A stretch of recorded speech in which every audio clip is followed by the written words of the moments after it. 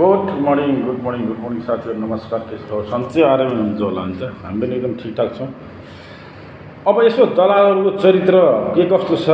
झुन्डहरू सानो भनौँ, आज सन् 35 वर्षसम्म देशमा बसेर सुकुम्बासी सहकारी भूमिहीन दुनियाँ सुरुङ मार्ग भयो, बाटो घाटोको भयो, बिजुली भयो आदि इत्यादि जनतालाई आमूल चाने परिवर्तनको सङ्केत दिँदै गरेर 35 वर्ष झुलाए। एउटा पुल बनाउन 15-20 वर्ष लगाए।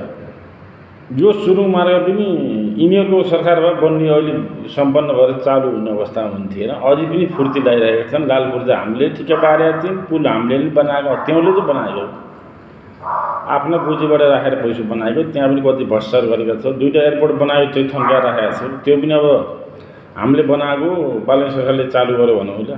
अब उनीहरूले चालु गर्छन्, गरिसके यहाँ। त्यसको भ्रष्टाचारको छानबिन हुँदैछ। किन अदालतमा कालाकोटीको खराब प्रवृत्तिले गर्दाखेरि तिनीहरू चाहिँ बाहिर आउन सकेका छैनन्। अदालतमा एकदम खिचलो भइराखेको छ। पुराना राजनीतिक पार्टीका चाहिँ कार्यकर्ता र झोले वकिलहरूले गर्दाखेरि, न्यायाधीशहरूले गर्दाखेरि त्यहाँ चाहिँ सरकारले भने अनुरूप विभिन्न पद र ओहदामा रहेको व्यक्तिले कार्य गर्न सकेको छैन। त्यसमा सरकार पछाडि नै देखिन्छ।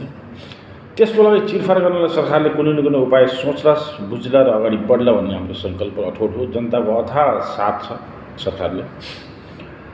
अब सरकारले लालपुर्जा दिन सुरु गर्यो। सुकुम्बासीलाई, भूमिहीनलाई भूमिविहीन बनाएका राजनीतिक पार्टीका भोटका घन्टीहरूलाई चाहिँ बजाउँदै अहिलेको सरकारले अब लालपुर्जा वितरण गरिसकेको छ र फेरि गर्ने क्रममा पनि छ।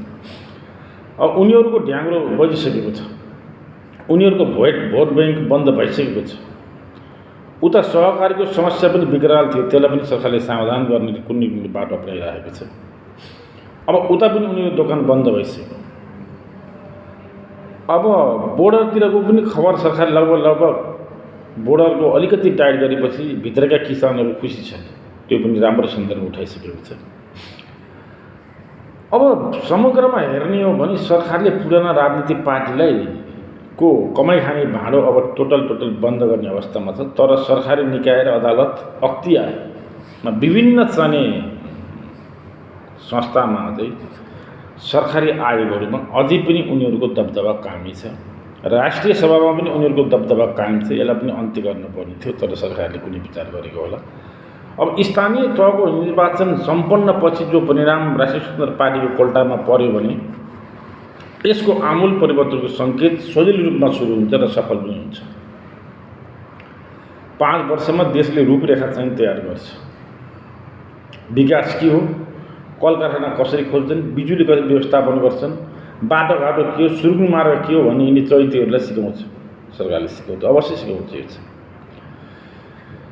अब तिमीहरूको पहिल्यैदेखि लुटी खाने र गफका भरमा राजनीति गर्ने डोके चम्चे भरौटीहरूको दिन अब समाप्त हुन्छ र नयाँ उदाएका दलहरूको पनि अब यही नै तिनीहरूको अन्तिम र पहिलो चाहिँ चुनावी सहयात्रा हुन्छ। तिनीहरूले अब नसोचौ कि हामीले चाहिने गोरु खाने धर्म बोकेर नेपालभरि नै हामीले जितेर हाम्रो चाहिने माननीयलाई प्रधानमन्त्री बनाउँछौँ भन्ने सपना नदेखेको हुन्छ। यो केही जिल्लामा केही ठाउँमा सीमित रहन्छ। यसले प्रगति चाहिँ गर्दैन। यस्तो राजनीतिले देश भाँड्छ। भोलि चाहिने मङ्गोलियन बाहेक आर्य खस क्षेत्रीहरू चाहिँ नेपालमा बस्न नसक्ने अवस्था यो पार्टीले सिर्जना गर्छ, संस्कृति पार्टीले। यसको हामी चाहिँ समर्थन छैनौँ। र राप्रपा पनि खालि राजाको नाम बजाएर खाने पार्टी भयो। यसलाई पनि राजा ल्याउँछ भन्ने समर्थन गर्नु बेकार देखिन्छ। अहिले त आफै फुटकोसँग फुटिसकेपछि त्यसो कुरै छैन। दुर्गा प्रसादको केही चाहिँ आवाजहरू सही थिए, तर उनी पनि अराजक निक्लिँदै गए र पार्टी पनि गठन गरे। जय नेपाल पार्टी ठिकै छ, उनले गरून्। उनको पनि अब यति हो, पता नै हुनु पनि अब अगाडि बढ्न सक्ने सामर्थ्य उनको पनि छैन। अब जति कराउनु बोल्नु थियो निर्वाचन आयोगमा पार्टी दर्ता गरेपछि उनले समाप्त भए। केही समय मान्छेलाई भड्काउने हो, उनले भड्काएर केही असर कसैलाई पर्ला, त्यही मान्छेले एकछिन ओहो भन्ने हो, त्यसपछि भोलिपल्ट जिरो नै हो। त्यसबाट समस्या समाधान हुन्न।